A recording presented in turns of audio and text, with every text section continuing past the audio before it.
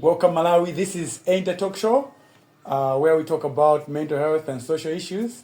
Lero takubwereserani mlendo amene tikufuna kuti ticheze naye on the issues on social issues as well as mental health. So mental health is also a social issue, but the reason why Timazwanga split is because mental health is so huge per se. But otherwise, we are so glad today that we have our own pastor, kuti ticheze nawo timve zingapo when it comes to mental health as well as social issues. Malawi, this is the time where we get to talk about things. So please listen. Abusa, takulandira. Ziko mwambi. Ziko. Tatokoza. De mwina tifuna kuti anthu akudziweni. Ifeyo mwina timakudziwa ndife timakuona antima mpana ndi modzi. Yeah. But tifuna kuti anthu akudziweni kuti inuyo ndi dzina lanu your full name kena kono tipitiriza model. Chabwino. Dzina langa ndine E.C CHISALE. Ndipo ndi kutumikira pano pakapita CCAP Koma Synod. Okay.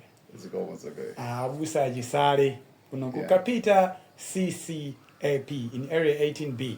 Amene simadziwa kuti area 18B. Abusa fe tithokoze chifukwa munatilola kuti bwere kuno. Zikacheze nanu. My issues amene wakawiri anthu amathawa, but for the fact that munatilola kuti tibwere, tachiona chinthu cha mtengo wapatali kwambiri. Kwambiri. Yeah, so you're with me, Smith Chalira, as your host today, and our guest, Abusa Chisale. Now, pamene tikuyamba program yathu timafuna tingofotokozera kuti this platform we really encourage people to give their perceptions. Yes. For the perceptions differ. Yeah. So today we are here kuti timve ma perceptions abusa athu on these issues, because ena mwina maona ngati kuti mwina azibusa or mwina churches they don't take any part in this space. Yeah. So Abusa, in Malawi, mental health stigma is prevalent in Malawi, kwambiri. So much so that people, they don't want to talk about mental health issues. As a church and as a leader of the church, what do you think is the responsibility of the church as well as a leader or as a pastor that you have kuti tiaunikire anthu kunena kuti ito zinthu zithoma lankhula and ubwino wake ndi wotere? As the church here in Malawi, we can't run away from mental issues. Yes. Where 2 people or 3 people have gathered, or where a large gathering is there, then mental issues are there. And again, we see how we are living in this world: escalation of goods, scarcity of jobs, breaking off of marriages. And again, if we look at the maybe the American embassy or American people, yes, those have cut their head here in Malawi. This has just added mental issues here in Malawi. So we have them.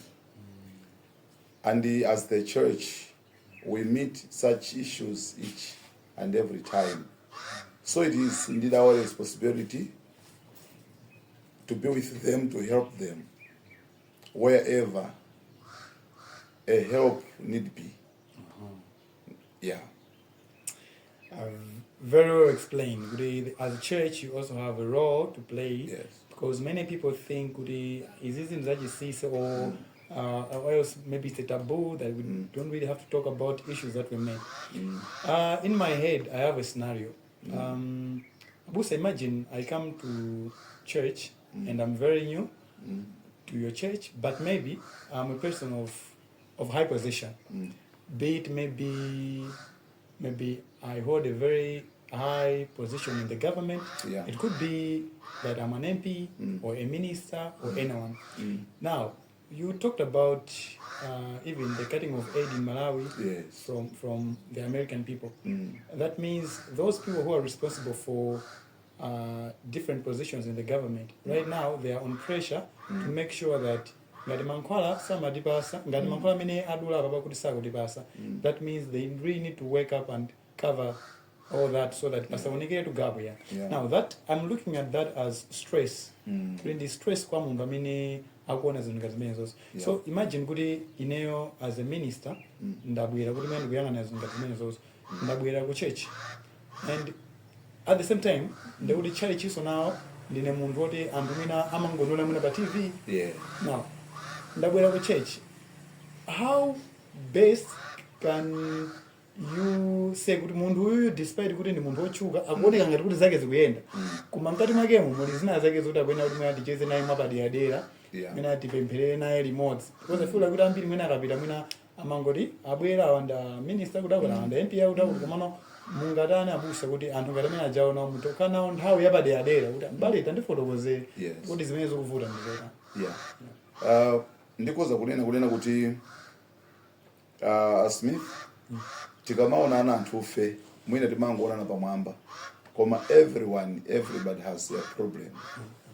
Kono kuti it's just one of the scenarios that we have talked about. Kuna kuti ndi munthu wa ulemu wake ndi ulemerero wake koma no mwina ntchito imene amadalira ndiona kuti yatha anthu sakudziwa yeyonso sakufuna kudziwitsa kwa anthu. So in such cases ngati let's take an example. Kunoko ukapita CCAB, what I have done is to set a special day whereby I do announce, it is announced in the church. Kulina kuti abusa chisale, for example, tidaika every Thursday kuti ndi tsiku lokumana ndi abusa. Individual person. Wow.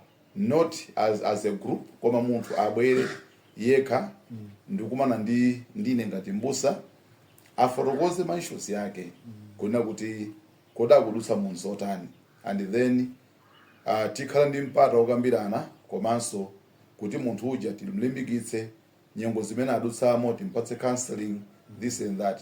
So for example here at Kapita CCAB, I know I understand not only here at Kapita CCAB but in different churches koma chofunika nkunena kuti timpatse mwayi tikhale naye ndithu one on one. Ndikucheza naye ndikukambirana naye ndikulimbikitsa ndikumuwuza zona kuti this is not the end of the world. Wow. Well explained again, because we hear these issues and pena timaona kuti mwina tukumene kujako amangopimba zinthu kuti azinena kuti zonse zili bwino kuno mwabwera uchalichi ndikuti mwalo apa pa khomo pande kuti basi zanu zonse zili bwino. No. Ngati kumakhala ndi nthawi yoti you can have one on one with the person. That means you understand kuti anthu timadusa munyengo zosiyana. Right. Kupitira pamenepo, also in Malawi we've had my records of suicide cases. Suicide cases kwambiri. Now I wanted to ask what is the spiritual guidance that you can offer to people who feel hopeless? And probably the such kind of people who take their lives. What would be your guidance for you as a pastor or the matumikira anthu ambiri pampingo? Issues of suicide here in Malawi are so rampant, whereby we see in many cases this one has committed a suicide. And unfortunately, my survey it shows kuti anthu amuna ambiri ndamene kudzipwa anthu amuna ambiri ndamene kudzipa. So I think it's because at many times ndikoza kuyambira ndishiona kuti why anthu amuna ambiri ndamene akupanga suicide chifukwa chakuti kawiri anthu amuna sakhala ndi ma platforms opanga discuss issues openly. So that's why ngati kunoko ku church timayesetsabe kukhala ndi magulu osiyanasiyana onena kuti anthu we can discuss issues openly. Tikozopanga share ma problems kunena kuti kodi anzathu yena kudutsa motani. Koma no ma issues are suicide, yes they are there. So akudziphawo ndi anthu opemphera ena ndi osapemphera koma no the issue is there kuti pali ma suicide pakati pathu. So for example apart from mujananena kukumana ndi me as a pastor on every Thursday. On every Thursday on one. Komanso we have such groups ngati kuno kukapita CCAP tili ndi gulu limene timalicha single women. Kunena kuti if there is any single woman amene wakhala single chifukwa cha nyengo ina iliyonse imene yamugwera either ndi kuchoka kwa mamuna, in this group timalolanso ngakhale even men kuti akuzopanga participate. So anthu amene ajawo they have been trained kuti angampange counsel bwanji munthu onena kuti azi passed through that trauma. Yes, so pali such groups. Komanso fortunate enough as the church nthawi zina timakhala ndi mwayi onena kuti tikoza kukhala m'magulu either magulu oti tikupemphera m'magulu amene ajawo we invite specialists, professionals. Yes, for example kunena kuti last year we had annual general annual women's guild pamene pajapo sitinalephere kuita na expert amene amapanga deal with mental issues. Maziwa kunena kuti zina mwa izi ndi zimene zikupangitsa kuti pakozokhala suicide pakati pathu. So amene ujayo afotokozere bwinobwino ndi kuunikira. Komanso not only that, in my preaching, in our preaching, we include such issues. Kunena kuti as for example, Jesus in Matthew chapter 11 verse number 28. Yes. Akulankhula mawu kunena kuti bwerani kwa ine nonsenu olema ndi othodwa ndipo ine ndidzakupatsani mpumulo miyoyo yanu. Yes. The issue of suicide, although it is there, komabe ndiona kuti tikamalalikira timalimbikitsa anthu kunena kuti here in Africa we have a language where we say I am because we are. Yes. So when Mr. Smith, yes, when you are there, yeah, usangoona za moyo wako ukakuna kuti here I am. No. Uzionanso kuona kuti moyo wangawu uli ndi value kwa anthu ena. Yes. So iwe kungochotsa moyo wako ndiye kuti wavutitsa anthu ena anthu ambiri asakuchifoyona kuti iwe wachotsa chani, wachotsa moyo wako. Apart from that, God has a plan with your life. Ndiye munthu akozochotsa moyo chifukwa cha mavuto alero sadziweni mulungu yemwe wampangira plani yabwino tomorrow. You see, Suzajina Joseph as well. I can really say kuti nonse amene mukumvera program, please, God has the bright future for your life. Osachotsa moyo chifukwa cha mavuto alero loyayi. Joseph akanachotsa moyo dziko sidakapulumukatu. You see. Koma Joseph anapirira nadalira mulungu kuti mavuto amene ndili nawo ndingovomereza ndizipange submit kwa mulungu andi mulungu adzandiwombola. I think ndakhandi malingaliro amenewo ndiye usipangakhale suicide. Right? Yeah. Komabe malamuona kuti it is there ndi udindo wathu ifeyo kunena kuti tithandizane nawo abale ndi alongo amene akupanga engage in such issues kuti aone kuti moyo wawo ndi ofunikira kwa pamaso pa mulungu ali nawo plani yabwino. Jeremiah chapter 29 verse number 11, mulungu akwakonzera mapulani abwino. Yes. Komanso ndi wanthu ona kuti ndithandizo pakati pathu. They can't just go like that. Yes. Yeah. I know. Nice.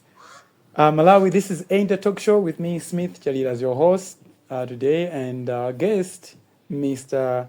Chisale, awanda Abusa Chisale, akukapita CCAP in area 18B. Mukabwera kuno muzapeza ndithu is around akunena kuti anenapo onena kuti every Thursday ngati congregant you can meet Abusa kuti ucheze nawo pa nkhani zina ndi zina zimene unaona kuti zizineyo zimanditani kodi zimandipinja moyo mwanga. And that's a safe place, right? As you can see, it's a very safe place. The church makes sure that this place is conducive, that people can come and discuss one-on-one issues with the Abusa. there are other groups, men's guild, women's guild, Yes. youth guild. Kumasa unayagudi, there is another group, Yama Single, where they get to talk about issues. That means just Kungo Bangajabe in those group, kunayagudi, there should be a group, yeah, and automatically you know kunayagudi, there is a reason why you're doing that. So we are going for a break, and we'll be back just right after a few minutes. Thank you so much.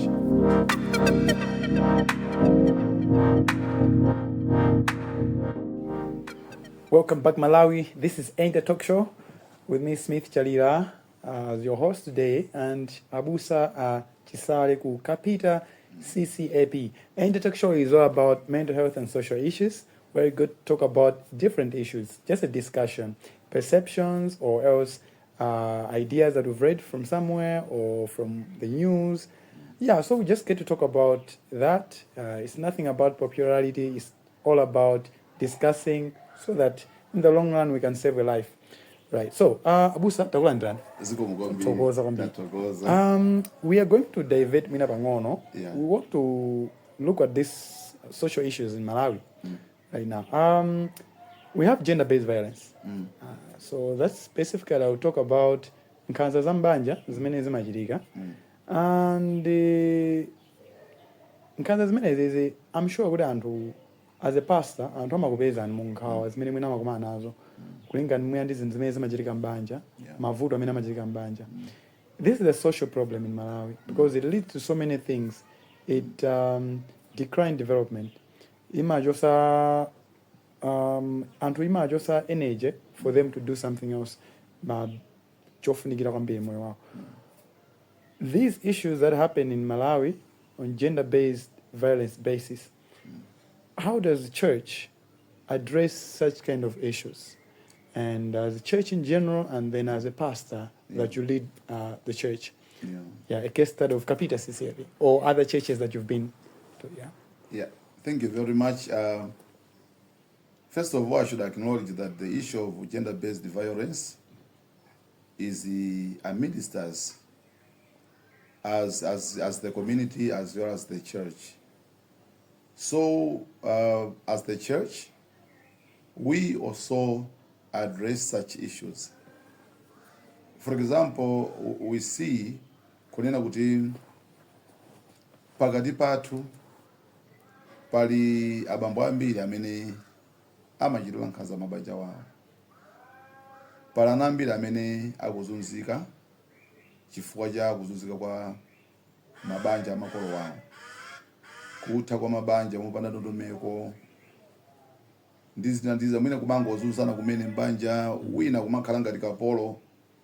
Yet we understand and we know kunena kuti banja ndi Mulungu amene anakhazikitsa.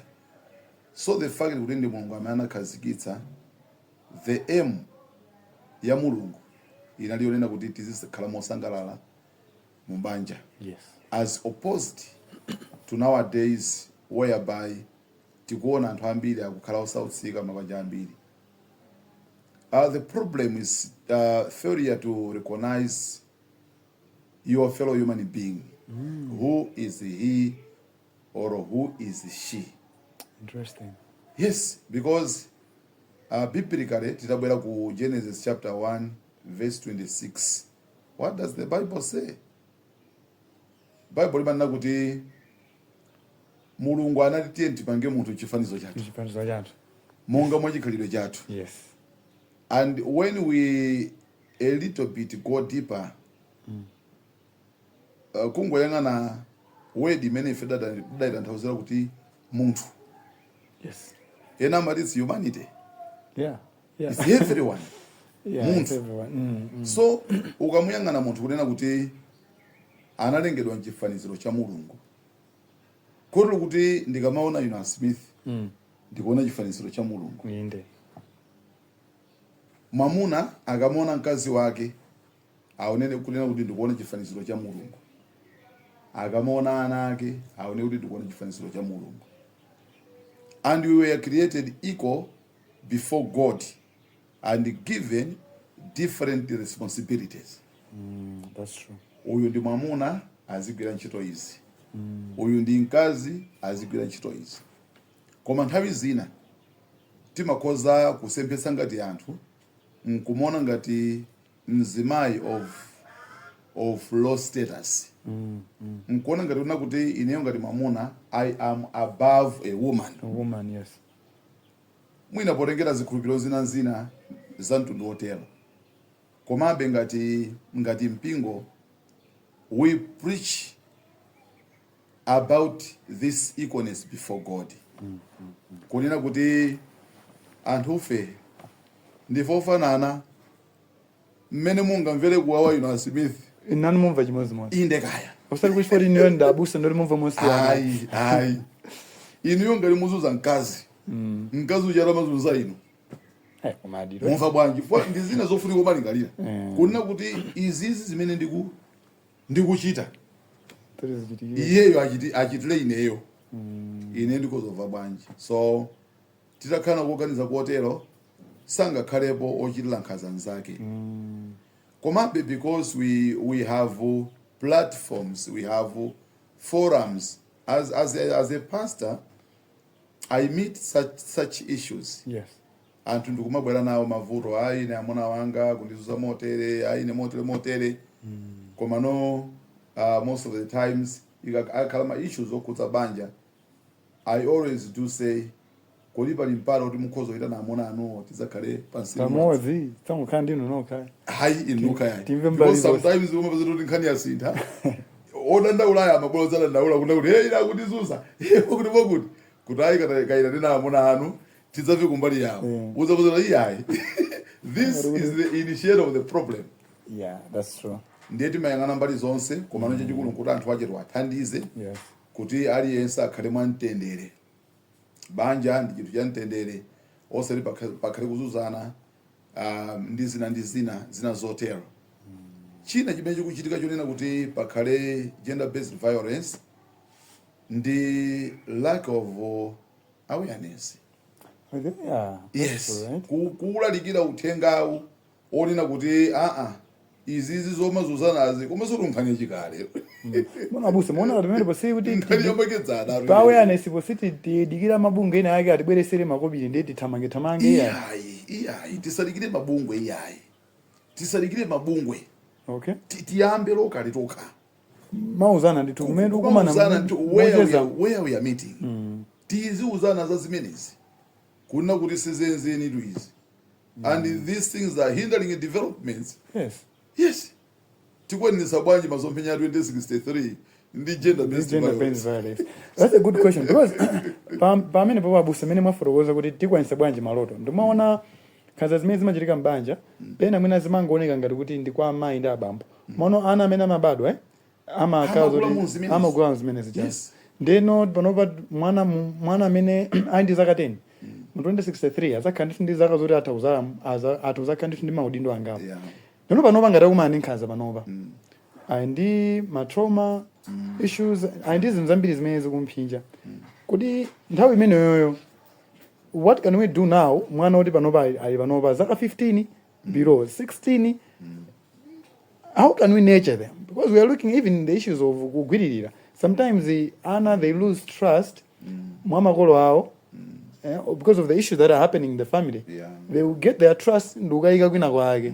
So much so that abambo ena ake poyamba azimpasa chimanga chocha kunyumba akuti anandithamangisa chifoti ali nabwera mochedwa nde usaje pano akapita abambo ena akazimpasa chimanga pang'ono pakuti pa katatu konse kena kono mwana uja amapanga beauty trust ndi akulu achi basi ndekuti kena kono mchitidwe chonchowo ndikumachitikira abusa titani kuti mina achinyamata afe mutilera motani chifukwa ndife amene tizatsogoleretu mutitani kwenikweni kuti mukonze katsogolo kathu kusogolo. Yeah, mawalipo kale phunzitsa mwana poyamba njirayo kuti ngakhala atakula sadzachokamo.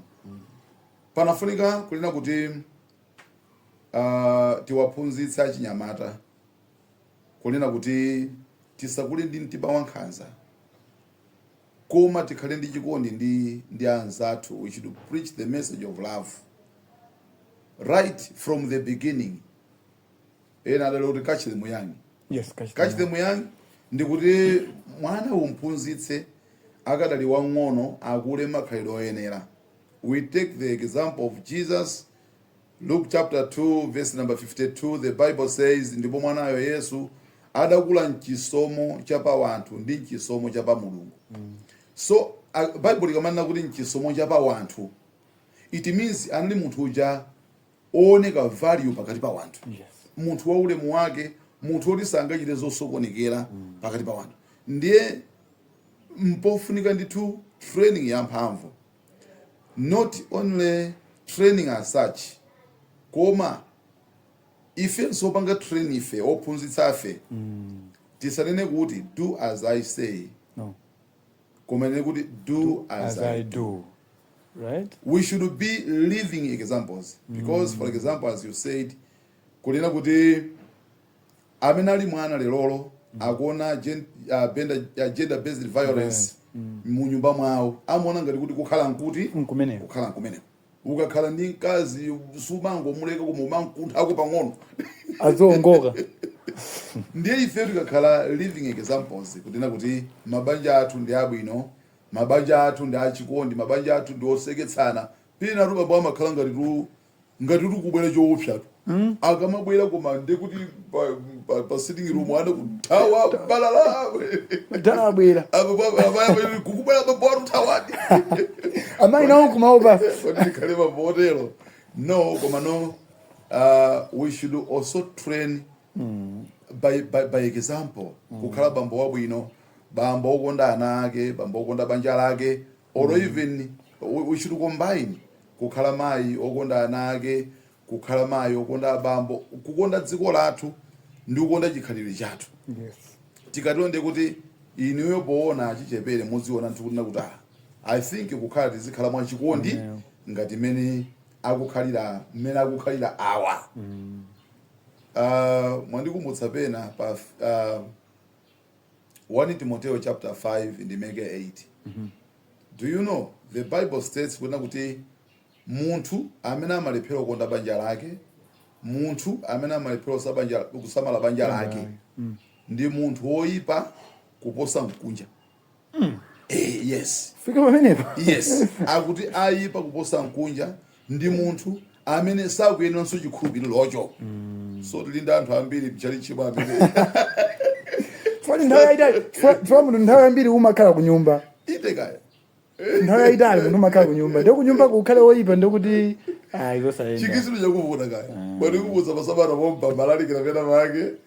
So ndimalakula zomwezi kunena kuti of course banja balilo kuti timaphunzitsanso zera mu chechi za zimenezi. Yes. So ndimalalikira kunena kuti okondedwa Sunday tikabwera ku church tidzaphunzitsane za chikhristu chenicheni choyenera ukachita kunjako from Monday up to Saturday. Chikhristu nkunyumbako. Paliponse pamene wewe kukhala paoneke kuti iwe ya Christian. Yes. Also kuchalichi ko. Powerful. All right, Malawi, this is Ain't the Talk Show with me, Smith Chalira, the Abusa Ajisare kuno ku Kapita CCAP. We're having a good time here, just discussing about so many issues. These are issues that affect our lives. So in as much as we are talking about them, we are laughing about them, we just want to make it a discussion so that as you watch, you can see what to do with this information, because this information, it preaches to us first before it goes to you. So we are discussing issues that affect our lives on a deeper level. Pamene tukupita kumapeto. Baliso nkhani abusa, nkhani ya umphawi. Yeah. As a church, what do you do practically and spiritually? Because uchurch uja tikamabwera ulipo wina wake tikakhala kuti ndakhala ndi mnzanga papa. Oti kamuna sinabwere naye takhalabe koma limodzi pampano chene kamatusa 500 ndi ukapereka. Ndezanga kamatusa 50 ukapereka. Ngati kuti ndingomuza kuti akulu kana kuti niyo ndalama imene munayo ndi yomweyi osangoyisunga bwanji. I mean timaona ndithu kuti I think anthu ife ndi fosiyana omwe atikapita mina milaga muja timaona kuti anthu ifeyo mapezedwe athu ndi osiyana. Umphawi abusa wati gwira pakhosi kwambiri kumalawi kuno. What do you do as a church? What do you do spiritually and as well as physically? Yeah, zikomo kwambiri ngakhale zimaoneka kunena kuti tikukhala mu mphawi wa mtundu wotero, komabe mulungu wathu ndi mulungu wachuma. Mulungu wathu ndi mulungu wachuma. Of course we can't dwell kunena kuti tingoyang'ana mulungu pa nkhani ya chuma yokhayoka ngati prosperity gospel, no.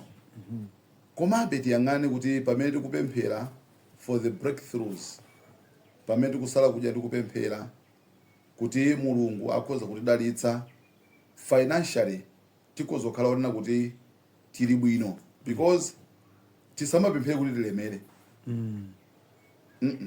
Koma mulungu atipatse zotikwanira. Yes.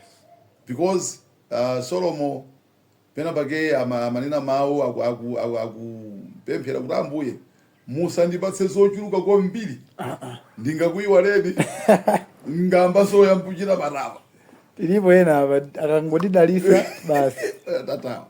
Koma Solomon imwe akutina kuti koma musandipatse umphawi. Anthu ayamba kumanyoza dzina lanu. Nkubatilaona ana amarama pemphera koma taonani monga ngati mene zikukhaliramo. However, pafunso lanu timatitile kunena kuti ngati mpingo timadziwa kuti mpingo umayenda ndi chuma.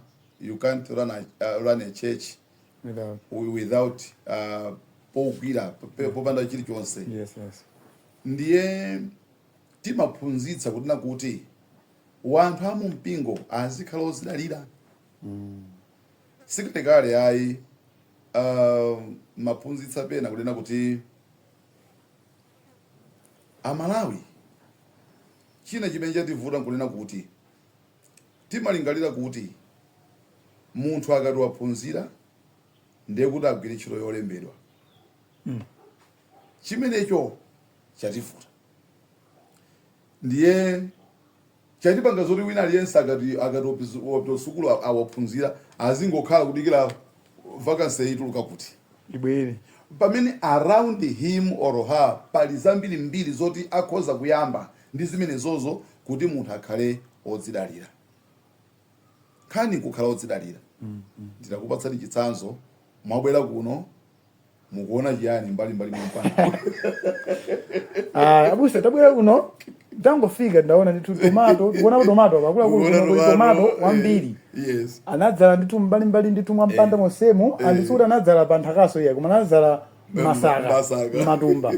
Seku kuwina wake ndi popita nditu nditengako. Yeah. Koma nditu zabwino zosangalatsa kwambiri. Tukamba sankhani ya kukhala odzidalira.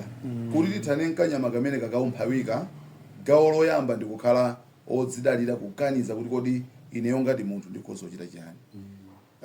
Kungopereka chitsanzo cha tomato amene mwaonayo si pa cha tomato anadula kwambiri the past last month anadula kwambiri mwina modzo mamugula kaya malichani kaya kwaka uma kuti magula muwiri ndikuti 2000. Ayi ineyo sindadziwe mtengo wa tomato pamene ichayo. Iya sindadziwe mtengo wa tomato ndimango dzicholera pa khomopa akabwera ina monga mene mobwerera mu mataa goli mukabaza tomato chola kodi yapo. A Smith, not only that. Mulungu anatidalitsatu. Koma chimene chikuvuta kuti maso athu atsekuke. Kuti tiyambe kuchita ndi mdalitso umenewo. You remember so well kunena kuti ana Israeli mu chipululu muja anapemphera Mulungu kumapatsa mana. Yes. Mana atusamagwera paphazi panupo. Iyayi amagwera kwina ndiye kunafunika kuti niyo muyende mukarenge mugwirire ntchito mana watiwo. Mati mwina mangogwa popo. No. Umayenera kuti uyende ukatole mana aja. Andu ukachita ulesi ndeti sukatani kodi ndekuti ukhala njala that day. Ku Malawi zima anthu amatinena kunena kuti we have rich soils yet we are poor. Yeah. Nthaka yawo yolemera koma anoke ngorani anoke ngosauka. But as we are praying to God for breakthroughs, panafunikanso tizigwira ntchito ndi manja wathu. I always get interested with First Kings chapter 15, First Chronicles chapter 15 verse number 7. Akulankhula amene kuti manja wanu asalende pakuti kuntchito zanu kuli mphotho. Oh yeah. Kuntchito zathu kuli mphotho. Yeah. Mulungu amadalitsa ntchito za manja wathu. Tikagwira ntchito molimbika Mulungu amadalitsa. Tikumagambirana nthawi zina nchali chimuna kuti as we are preaching tisamangokhala yayi. Small scale businesses tikoza kumapanga. Tangomaliza kungambirana nkhani ya GBV. Yes. Do you know kuti nkhanza zijazo zimachitika so nthawi zina ndazibambo ona kuti akuona zoti ineyo ndiye breadwinner pakhomo pano. Mzimayi palibe chimene amapanga, ana palibe chimene amapanga. I'm the breadwinner. So pakakhala nkhani ya kudzidalira mzimayi asakhale chete, ana asakhale chete, ndiye kuti financially pa nyumbapo tikhala stable. Zizipezeka olo zimene mukamba zona kuti zanga watutsa 5 pin apa akapereka akachita chopereka ine ndutsa ujeni 50 kwacha. Yeti zilipo zoli munthu okhoza kuchita komabe chifukwa chakuti maso athu sakutsekuka zimene zikhoza kuthandiza. Okay. Yeah, titsekuke maso kuzoti zitithandize. Very good, very good. Malawi. We are so happy lero kuti tinabusa Chisale from Kapita CCIP, and as you can see, the discussion is just so amazing. I mean, the thing that have been talked about here, or that we are talking about here, this is not many people maybe talk about, right? People, so no, this was really important, and we should be able to have perceptions, and then we should also be talking about the reality, whatever is happening on the ground. Yes. That's what he was trying to explain, like everything that is happening on the ground. TNT lime, tsakala anthu aulesi, TNT takitake akulu dziko lavuta ili, sitingangodalira munthu mmodzi. Abusa papatafika kumapeto, koma no, anthu ambiri mwina ukapita kuno sanafikeko. Ena aso ali mchaichi momwemo, kumapena mwina mathawira. Ena amamaliza nawo kumapena mwina be samvetsitsa kwenikweni. Ena mwina makhala momwemo amakhala nawo nkumva service ndikupindula. Ndi mwayi umene ndikufuna kuti abusa ndikupaseni mulankhulane ndi anthu. Mwafotokozere anthu adziwe kuti kodi ndiuthenga utiwo umene niwo muli nawo umene mufuna kuti mwapasa. Kumene kuchokera pasi pa mtima panu muone kuti amalawi Malawi nzanga amene ali kunja kuti this is the message that I want to tell you on a day like this one. Yeah. What message would that be before we close? Amalawi ansanga pakuti tachitika mwayi kukhala limodzi pamalo pano, ndili ndi mawu akuti ndikoza kugawana nanu, ndi uthenga wakuti ndikoza kugawana nanu. Choyamba, in our discussions pamene takhala tili kulankhulana takambiranapo magawo osiyanasiyana, koma ndimafuna ndinene kunena kuti ma issues okuzana ndi nkhanza yawa, ma issues okuzana ndi suicide, ma issues okuzana ndi umphawi ndizotheka kuzithetsa Malawi muno, ndizotheka, ndipo zimayamba ndi ine, zimayamba ndi inu. Ndimafuna nene kunena kuti tiyentike chikhulupiriro chathu pa Mulungu. Mulungu wathu amatikonda Malawi, ndipo ali nzambiri zoti akhoza kutichitira, komanso ifeyo titengepo gawo. Ndangomaliza kulankhula nkhani imene manena kuti Malawi nthaka iyi yolemera, anthu ake ndife osauka. You can imagine kunena kuti kwina mvula sinabwere bwino, kwina mvula yabwera bwino, koma madzi m'madambomu alipo. Sitikaniza sitetsa kupemphera, tiyeni tipemphere kwambiri kwa Mulungu. Komanso tatiyeni tigwire ntchito ndi manja athu. Nthawi zinatu munthu osagwira ntchito, munthu amene ulibe pogwira, umapereka chitonzo pamaso pa wanthu olonga khale pamaso pa Mulungu. Chifukwa chake pamene tikupemphera kuti tione ma breakthroughs ochokera kwa Mulungu, pamene ponso tizigwira ntchito molimbika. Ine ngati mbusa sindikhala monga mbusa iyayi, nanenso in my days amene ndimakhala ndi mpata ndili ndi zambiri zimene mmachita. Ndine mulimi, ndimapanga business, ndangomaliza kulankhula nkhani yona kuti tomato adavutayo kuno ndalima kumpanda tere mtengo wake kuti tomato anadula mamva kunjaku. Ngati Amalawi tendigwirane manja, tisalole kuti munthu wina azivutika. Nkutheka kunena kuti ife mwina ndi amene tikumakhala kuti moyo wina uzikhala kuti ukusautsika. Sichifuniro cha Mulungu iyayi. Ngati Amalawi pali kanyama kena kamene sokavuta kwambiri, ndiye corruption. Ngati wanthu ngati Amalawi tatiyeni tilikonde dziko lathu, tikonde anthu anzathu. Ndizotheka Malawi kuchita bwino, ndizotheka anthu makhala moyo osangala. Ndiye munabwera tikufuna thokoze kwambiri, Ambuye akudalitseni. Ndipo mopatula ndingothokozanso ino anzanga amene munabwera kuti kozo lakufa nafe motipatsa kulimbikitsa kwina. Ambuye akudalitseni. Ndiye pamene mukachiso interview ndiyena koma Mulungu yekha alemekezeke. Zikomo kwambiri. Abusa tikuthokozeni. Zikomo. Chifukwa cha nthawi imene mwatipasa zimene mwayankhulazi, ineyo panopa anzanga amene ali behind my cameras tikamapita ku nyumba sitikhalanso chimodzimodzi. Amalawi iso amene they get to watch this episode ndithu akhala kuti miyoyo yawo isinthika. Malawi, this is Enter Talk Show. You are with me, Smith Chalira, as your host, and our guest today was Pastor Chisale kuno ku Kapita CCAP. Tukuthokozeni because you were there. Please follow us on there on YouTube. It's Enter Talk Show. Subscribe, follow, as well as on Facebook. We are there, Enter Talk Show. On TikTok, we are there, Enter Talk Show. This will also be uploaded on the page for Kapita CCAP, so that people can get to watch and share with so many other people. Like I said, the issue is not about popularity, but I feel like we can still discuss about these issues because we've got us. We don't have anyone else. Ndifeo basimeti kuno Malawi. Ndiye ndiyambeke kuzithandiza toka kena kosa nzatu na wazalithandiza.